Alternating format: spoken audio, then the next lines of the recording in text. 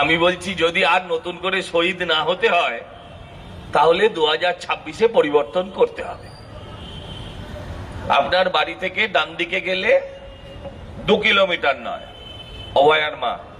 শীতকালের রাত, একটু বেশি রাত্রে জানলাটা খুলে কানটা পাতবেন, অভয়ার মায়ের কান্না শুনতে পাবেন।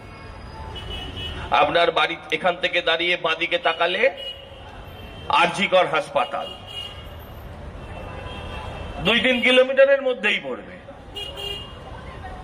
শীতকালের রাত, একটু জানলা দিয়ে বাঁদিকে কান পাতবেন, অভয়ার আত্মচিৎকার শুনতে পাবেন।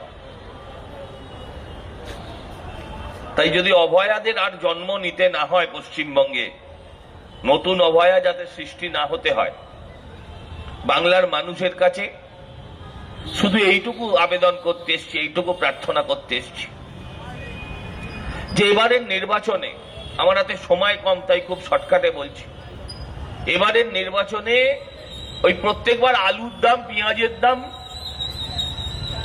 গ্যাসের দাম, তেলের দাম করবেন, নিশ্চয়ই করবেন, শুধু এর উপর নির্বাচন করবেন না। এবারের নির্বাচনে প্রথম ভাববেন আপনার বাড়ির মেয়েটার সম্মানের দাম কত, প্রথম ভাববেন আপনার বাড়ির ছেলেটা, আপনার সন্তানের ভবিষ্যতের দাম কত, প্রথমে ভাববেন আপনার স্ত্রীর ইজ্জতের দাম কত, আপনার জীবনের দাম কত। একজন বাঙালি হিন্দু হিসেবে বাংলায় আমাদের দাম কত, শুধু এইটা ভেবে আপনারা আগামী নির্বাচনে ভোট দেবেন, এই আবেদন করছি। আমরা অনেক সরকার দেখেছি, চাকরি খেকো সরকার দেখি, চাকরি না দিতে পারা ব্যর্থ সরকার আমরা সিপিএম কে দেখেছি, কলকারখানা বন্ধ করে দেওয়া সরকার দেখেছি। 26,000-এর চাকরি কখনো একজন বাঙালি হিসেবে ভেবেছেন? হিন্দু মুসলমান নির্বিশেষে এই 26,000-এর মধ্যে হিন্দু আছে, মুসলিম আছে, ঈসাই আছে, শিখ আছে, সবাই আছে। এই 26,000 যদি 294টা বিধানসভা কেন্দ্রে হয়, তাহলে এই নিয়ম মেনে আপনার বিধানসভাতেও এরম পরিবার 80 থেকে 90টা আছে। 26,000 মানুষ মানে 1 লাখ পেট। যে পেটে লাথি মেরেছেন যিনি, তার নাম মমতা বন্দ্যোপাধ্যায়, সরাসরি লাথি মেরেছেন। যিনি মেরেছেন তার নাম মমতা বন্দ্যোপাধ্যায়। উনি একটা কথা বলেছেন যে আমি যা ধরি তা শেষ করে ছাড়ি। আমি আপনাদের কাছে আবেদন করতে এসেছি, আমি আপনাদের কাছে প্রার্থনা করতে এসেছি, দয়া করে বাংলাটাকে আর শেষ অবধি শেষ হতে দেবেন না। বিজেপি আসবে, বিজেপির সবকিছু আপনার পছন্দ না হলেও আমরা দায়িত্ব নিয়ে বলতে পারি, মা বোনেরা রাত্রিবেলা নির্ভয়ে নিশ্চিন্তে ঘুরতে বেরোবে, রাস্তায় বেরোতে পারবে। এটা অত্যন্ত লজ্জার। একজন মহিলা মুখ্যমন্ত্রী হয়ে বলেন মেয়েরা রাত্রেবেলা রাস্তায় বেরোবে না।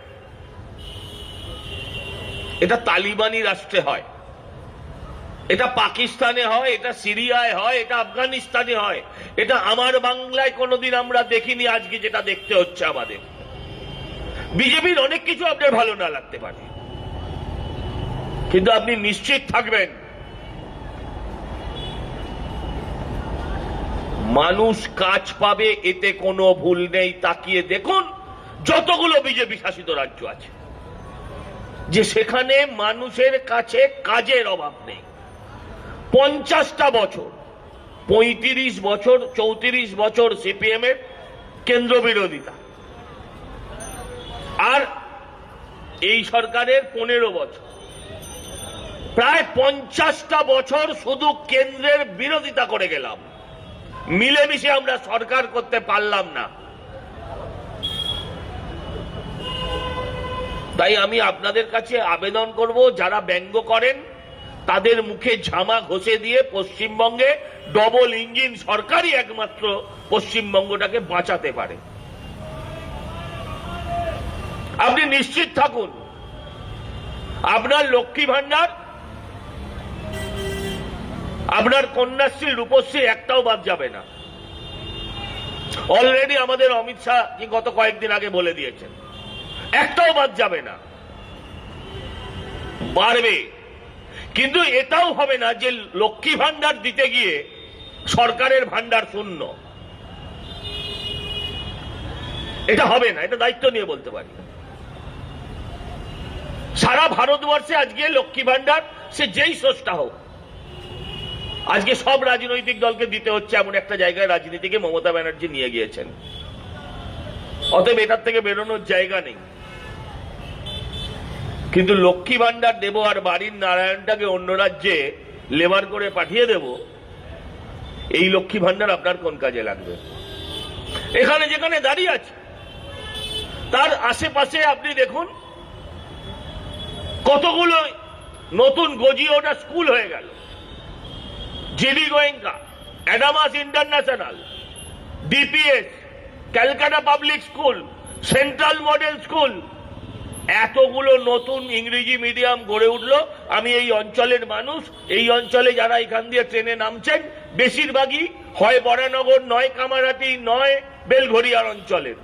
আমি তাদেরকে প্রশ্ন করতে চাই, 20 বছর আগে এই স্কুলগুলো ছিল? আপনারা কি মূর্খ ছিলেন সবাই? আমি আপনাদের কাছে জানতে চাই এই স্কুলগুলোয় মাসিক বেতন কত? আর আপনি 1000 টাকা নিয়ে দুহাত তুলে যদি নাচতে থাকেন, ভোট দিতে থাকেন, দেবেন? আপনার ছেলেমেয়ের ভবিষ্যতের কথা ভাবুন। আপনারা যারা যে স্কুলে পড়তেন সেই স্কুলের গেটের সামনে গিয়ে দেখুন সেই সরকারি স্কুলটার আজকে কি অবস্থা হয়েছে। আর কলকাতা শহর থেকে শুরু করে এই বরানগরের অঞ্চল থেকে বেলগড়িয়া আশেপাশের সমস্ত অঞ্চলে ইংরেজি মিডিয়াম স্কুলগুলো কিভাবে গজিয়ে উঠছে। বাবা মা খেতে পাক না পাক, ছেলে মেয়েকে ব্যাঙ্গালোরে পাঠানোর জন্য, রাজ্যে চাকরি নেই তারা জানে, তারা বাধ্য হচ্ছে এই স্কুলগুলোয় পড়াতে। 1000 টাকায় সম্ভব? পাঠার মাংসের কিলো 850-900 টাকা, ভোট আস্তে আস্তে 1000 হয়ে যাবে। 1 কিলো পাঠার যা দাম, আমারও 1 মাসের সরকারি অনুদান তাই দাম। ভেবে দেখবেন বাঙালি যে কতদিন বলির পাঠা হবেন। আমরা নিশ্চয়ই লক্ষ্মী ভান্ডার চাই, আমরা নিশ্চয়ই লক্ষ্মী ভান্ডার নেব। তাই বলে রোজগেরে বাড়ির ছেলেটাকে আমি এই রাজ্য থেকে ভিন রাজ্যে পাঠিয়ে দিয়ে আমি বরানগরে ভোট চাইতে যাওয়ার সময় পাড়ায় পাড়ায় ঘুরে দেখেছি বাড়িগুলো সব বৃদ্ধাশ্রমে পরিণত হয়েছে। বাড়িতে বুড়ো আর বুড়ি থাকেন, ঠিক বলছি কিনা? ছেলে আছে অন্য রাজ্যে, বাড়িতে পড়ে রাত্রিবেলা মরে থাকবেন, সকালবেলা গন্ধ ছাড়লে পাড়া প্রতিবেশী এসে খবর দেবে। এই জন্য যদি আমার সন্তানকে আমি মানুষ করতে হয়, তার থেকে মানুষ না হওয়া ভালো, মানুষ না করা ভালো। আজকে আপনাদেরকে সেই মুখোমুখি দাঁড় করিয়ে দিয়েছে একটা সরকার। এই যে ভাইরা অটো চালায়, আমাকে দেখলেই লুকিয়ে লুকিয়ে হাত তোলে, ওই দাদা আর পারছি না। কি অবস্থা আছে ওদের ওপর বলুন? যদি আমি মিথ্যে বলি, একটা স্ট্যান্ড কোন একটা রাজনৈতিক দল কন্ট্রোল করে, যে একটা অটো আপনি এখানে ঢোকাবেন, একটা টয়োটোর দাম দিতে হবে এখানকার নেতাদের। ভুল বলে থাকলে যে কোনো লোক এসে দাঁড়িয়ে প্রতিবাদ করে যাবে। একটা গরিব ছেলে, শিক্ষিত ছেলে, সে একটা অটো তার পারমিট সহ জোগাড় করেছে, তাকে এইখানে রুটে যদি চালাতে হয় তাকে 10 লক্ষ, 12 লক্ষ, 15 লক্ষ রুট অনুযায়ী টাকা দিতে হবে। বাস রুট তুলে বরানগরে যারা অটো চালাচ্ছে তারা মানুষের কথা ভেবে চালাচ্ছে না, তারা মাল তোলার কথা ভেবে চালাচ্ছে।